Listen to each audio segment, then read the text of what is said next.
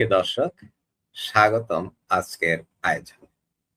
দর্শক, আজ আলোচনা করব ভারত বয়কট, সরকার কি মিসগাইডেড হচ্ছে?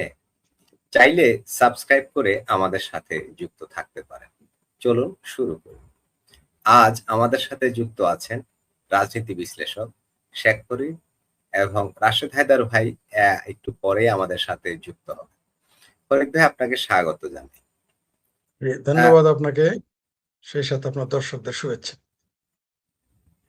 জি ফরিদ ভাই, সুসংবাদ হচ্ছে আমাদের চ্যানেল 1 লাখ সাবস্ক্রাইবার পূর্ণ করেছে। আমাদের দর্শক, শুভাকাঙ্ক্ষী, শুভানুধ্যায়ী যারা, তাদেরকে এ উপলক্ষে শুরুতেই লাল গোলাপ শুভেচ্ছা জানাই। ফরিদ ভাই, প্রধানমন্ত্রী তারেক রহমানের দিল্লি সফর বাতিল। এ ব্যাপারে প্রধানমন্ত্রী নিজে কিন্তু কোনো কথা বলেননি। এ যাবৎকালে কোনো কমেন্ট তিনি করেননি। কেউ কেউ মনে করছেন সরকার মিসগাইডেড হচ্ছে, অর্থাৎ তিনি যেতে চাচ্ছেন, বাট কোনো মহল তাকে মিসগাইড করছে। আপনার কি মনে হয় সরকার মিসগাইডেড হচ্ছে এবং কারা কোন উদ্দেশ্যে মিসগাইড করছে? ফরিদ ভাই। ধন্যবাদ আপনাকে, সেই সাথে আপনার দর্শকদের অনেক অনেক শুভেচ্ছা এবং আপনাকে এবং আপনার দর্শককে স্পেশাল থ্যাঙ্কস যে আপনি 1 লক্ষ যে মাইল ফলক সেটা পার করেছেন। দর্শকরা আপনাকে স্বাগত জানিয়েছে, এই ভালোবাসা দিয়েছে। দর্শকদেরকেও আমাদের শ্রদ্ধা ও সালাম এবং আবারও শুভেচ্ছা। আপনি যে কথাটা বললেন, ভারত বয়কট সরকার কি মিসগাইডেড, একটু ছাড় দিতে চেয়েছেন সরকারকে। সরকার আসলে মিসগাইডেড। এই সরকার হলো ভারত বয়কটি যে আন্দোলন করেছে, আমরা রিজভী সাহেবকে দেখেছি, মনে আছে যে তিনি তার বইয়ের শুধু পেটিকোটটা ছাড়া সবকিছু তিনি পুরে দেখিয়েছেন ইন্ডিয়া বয়কট করবেন। তার মানে তিনি ইন্ডিয়ান পণ্য সামগ্রী নিয়মিত ব্যবহার করেন। যাই হোক, এটা তার ব্যক্তিগত ব্যাপার। কিন্তু মজার বিষয় হচ্ছে যে আজকে আপনি যেটা বললেন ইন্ডিয়া বয়কট, মিসগাইডেড না। মিসগাইডেড হবে কেন? তারেক রহমান কি দুধের শিশু? তারেক রহমান তো দুধের শিশু না, এত কিছু বোঝার এটা বোঝে না। তবে তিনি এই যে দল, যে দলটা এখন ক্ষমতায়, এখন কিন্তু বাংলাদেশে কোনো বিরোধী দল নাই, সবগুলোই সরকারি দল। বাংলাদেশে এখন এই মুহূর্তে যা চলতেছে আওয়ামী লীগ ভার্সেস অল, মানে দুইটাই এ। আবার বলতেছি, বাংলাদেশে এখন দুইটা এ আছে, Awami League versus all. BNP, Jamaat, Hefazat, চামড়া নাই পীর, চামড়া সারা পীর, তারপর আরো যত আমার ভাবির পোলাদের অনুরোধ আসরের এমপি রয়েছে, এমনকি আমাদের যারা সুশীল কুশীল বুদ্ধিজীবী রয়েছেন, তারা সবাই এখন এক পক্ষ। তারা কি কোন পক্ষ? আওয়ামী লীগ ভার্সেস তারা সকলে। তো তারা যেহেতু, আর এদের উদ্দেশ্য কি, এদের লক্ষ্য কি? বিএনপি জামাতের আসল তাদের ম্যানিফেস্টো কি, তারা কি বলে রাজনীতি করে? তাদের বক্তব্য একটাই, তা হচ্ছে যে ভারত বিরোধিতা করা, মুক্তিযুদ্ধ বিরোধিতা করা। আর তো কোনো তাদের কিছুই নাই। গণতন্ত্রের কথাই বলেন বা শরিয়ার কথা বলেন, এগুলো তো তাদের ভাওতাবাদী। তাদের উদ্দেশ্য হলো ভারত বিরোধিতা করতে হবে, মুক্তিযুদ্ধ বিরোধিতা করতে হবে। তাদের তো আর কোনো উদ্দেশ্য নাই। তো তারা তো ভারতে কিভাবে যায়? কিন্তু আমাদের একটা প্রবাদ আছে যে হ্যাঁ করলে ভালা, না করলে আরো ভালা। তো এই যে বিএনপি বা তারেক রহমান বা মুসলেকা সরকার বা এই যে জামাতের সাথে মিলেঝিলি সরকার, যারা গেল না ভারতে, তারা কোন যুক্তিতে গেল না? কি যুক্তিতে গেল না? ঠিক এর মা, তার মা খালেদা জিয়া এই কাজটাই করেছিলেন।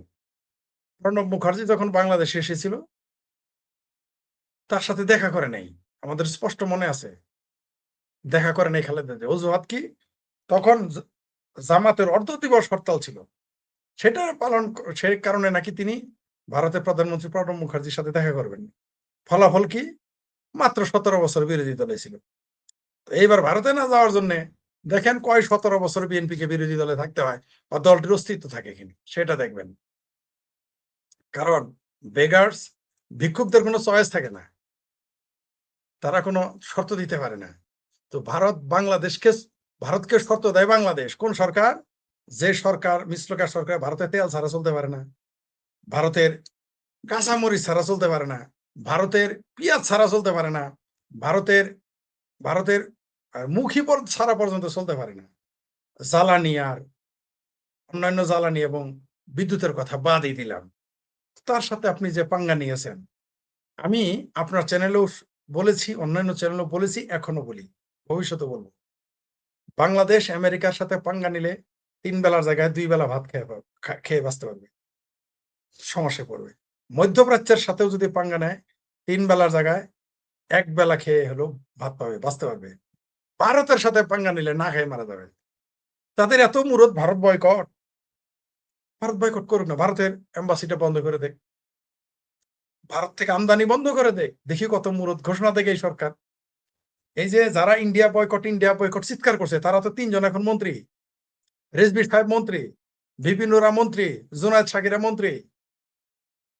শুধু একবার ঘোষণা দিতে বলেন এখন প্রকাশ্যে যে ভারত থেকে কোনো জিনিস আমদানি করবে না, ভারতের সাথে ব্যবসা করবে না, ভারতের এম্বাসি থাকতে দিবে না, ভারতের সাথে কূটনৈতিক সম্পর্ক রাখবে না।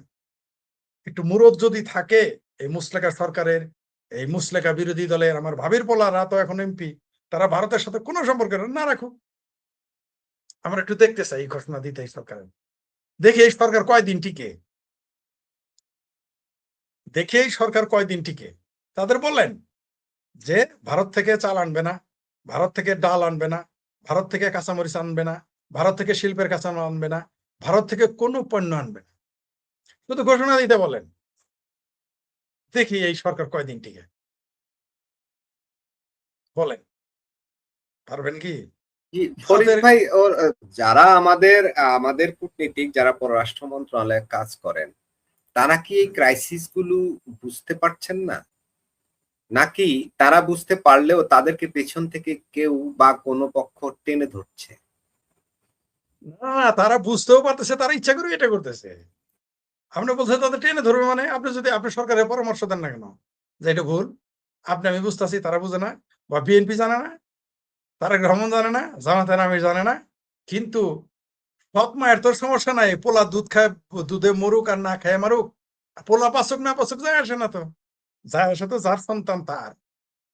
তো এই দেশকে তো তারা ধারণ করে না। এই দেশে 12টা বাজলে কি, 14টা বাজলে কি, দেশ না টিকলে কি, তারা তো এই দেশকে ধারণ করে না। কোন পাগলে না জানে। মানে আচ্ছা মানে ফরিদ ভাই, এটা এটা এই এই যে যেটা বললেন, তারা তো দেশকে ধারণ করে না, তারা কি এটা মনে করে যে ভারত বিরোধিতা করাটাই দেশপ্রেম? আপনার কি মনে হয়? বিরোধিতা করা তাদের কাছে তো দেশপ্রেম না, তারা তো দেশে মানেই না। তা না ভারত বিরোধিতা করা কি? শোনেন, বাংলাদেশের জেনারেল মুসলমান, আপনার মতো যারা মুসলমান, আমার বাপ মায়ের মতো যারা মুসলমান, তাদের কাছে ইসলামের স্তম্ভ 5টা: কালেমা, নামাজ, রোজা, হজ, যাকাত। আর যারা মাদ্রাসায় পড়ে, সেটা কওমি হোক আলিয়া হোক, তাদের জন্য ইসলামের স্তম্ভ হলো 6টা: কালেমা, নামাজ, রোজা, হজ, যাকাত, জিহাদ বা সন্ত্রাস বা যুদ্ধ। আর বর্তমানে যারা বাংলাদেশি মুসলমান, তাদের হলো ইসলামের স্তম্ভ 7টা: কালেমা, নামাজ, রোজা, হজ, যাকাত, যুদ্ধ, জিহাদ বা সন্ত্রাস। আরেকটা কি জানেন? আরেকটা হলো ভারত বিরোধিতা করা। এটাই মানে রঙ্গ। বাংলাদেশে তো এখন নতুন করে হাদিস লেখা হবে, নতুন করে কোরআনের আয়াত নাজিল করা হবে, যে কবরে গেলে প্রশ্ন করা হবে ভারত বিরোধিতা করছো কিনা, তাহলে তুমি বেঁচতে যেতে পারবে না। কয়দিন পরে দেখবেন এই কথা বলবে। এখন তো কেবল বলতেছে যে ভারত বিরোধিতা করা হলো দেশপ্রেমের অঙ্গ, দেশপ্রেম। কয়দিন পরে বলবে ভারত বিরোধিতা করা ইসলাম, কয়দিন পরে বলবে ভারত বিরোধিতা করলেই তুমি বেঁচতে যেতে পারবে। এবং এটা দেখবেন মার্কেটে খাবে এবং বলবে।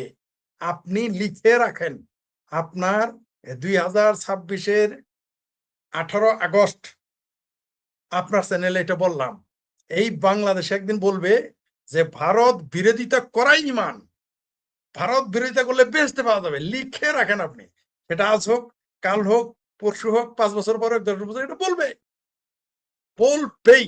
আপনি লিখে রাখেন।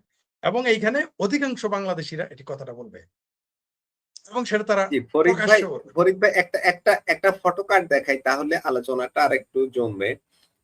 আমাদের যুগান্তর পত্রিকার একটা ফটো কার্ড, আমি ডিটেইলটা পড়িনি, আমি ফটো কার্ডটাই ডাউনলোড করে নিলাম। ঢাকার স্মার্ট কূটনীতিক চালে কঠিন পরীক্ষায় দিল্লির চাণক্য নীতি।